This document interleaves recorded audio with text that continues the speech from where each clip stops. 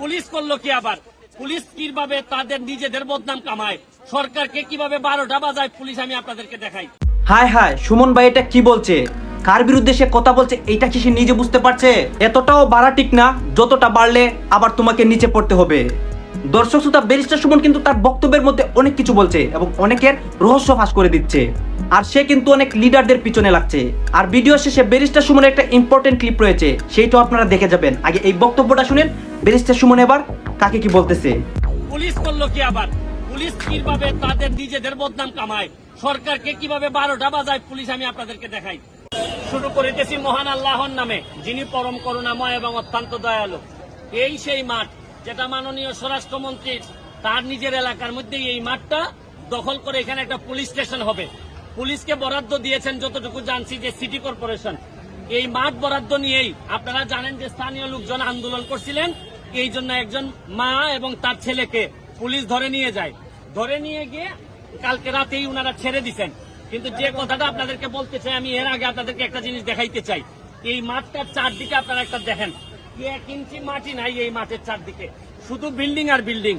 দেখেন, আপনি একটু ঘুরে ঘুরে দেখেন, এই যে বড় বড় বিল্ডিং, এগুলো হচ্ছে গিয়ে সব হচ্ছে গিয়ে এই মাঠের চারদিকে। এই মাঠটা ছাড়া এই এলাকার মানুষের আর বেঁচে থাকার খালি জায়গা বলতে আর কিচ্ছু নাই। আমি প্রথমেই পুলিশরে এই যে জনগণের মুখোমুখি করার জন্য আমি মনে করতেছি এই জায়গাটা প্রথমে যারা পুলিশে বরাদ্দ দিচ্ছেন তাদেরকে দায়ী করতেছি যে কোন বিবেচনায় আপনারা পুলিশে এই জিনিসটা বরাদ্দ দিতে পারেন। এটা আমার প্রথম প্রশ্ন।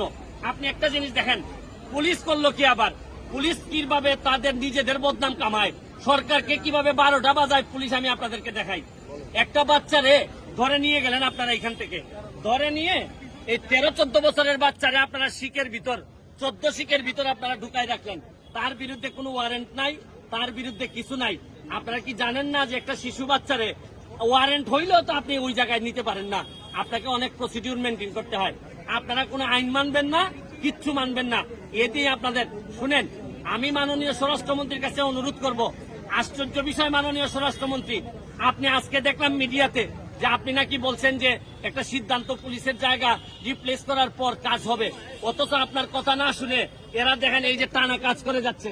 এই যে দেখেন, এই যে দেখেন, এরা এই যে কাজ করে যাচ্ছে। মানে হচ্ছে গিয়ে একদিকে আপনি কথা বলতেছেন কাজ একটা আলোচনা করে সিদ্ধান্ত হবে, অথচ এরা যে যার মতো করে কাজ করে যাচ্ছে। আর প্রতিটা মানুষ এই জায়গায় আসলে থ্রেট দিতেছে। আমার কথা হচ্ছে, পুলিশ তো এখানে মজার বিষয় হচ্ছে এই পুলিশের সন্তানরাই এই জায়গায় থাকবে, এই মাঠে এখানে খেলবে, কিন্তু পুলিশ তো এই এত মুখামুখি হওয়ার কথা না। আমি আপনাদেরকে দেখাই কারা কারা এই জায়গায় আপনাদের আন্দোলনে সামিল হয়েছে। দেখেন, এই দেখেন,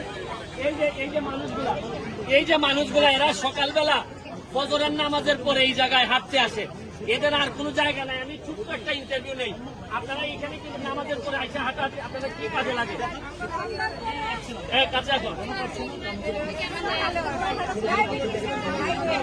ডায়াবেটিক্স হাই হয়ে গেছে, আপনারা এই জায়গাটা ব্যবহার করেন। আপনারা দেখছেন এই মহিলাদের এই মানুষগুলার মুখ দেখে বুঝেন। দেখেন, মাঠ দখল করে করে এমন অবস্থা করছেন, ফুটবলে আমরা সবচেয়ে তলানির দিকে চলে গেছি 188-তে।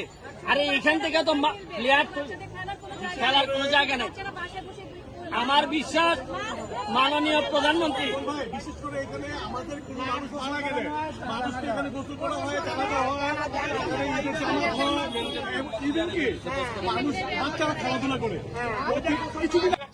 এখানে কিন্তু ব্যারিস্টার সুমন বলতেছে যে একটা মাঠ কিন্তু চারদিকে যারা বসত বাড়ি আছে তারা কিন্তু দখল করে নিয়েছে, এইটার প্রতিবাদ কিন্তু ব্যারিস্টার সুমন করেছে।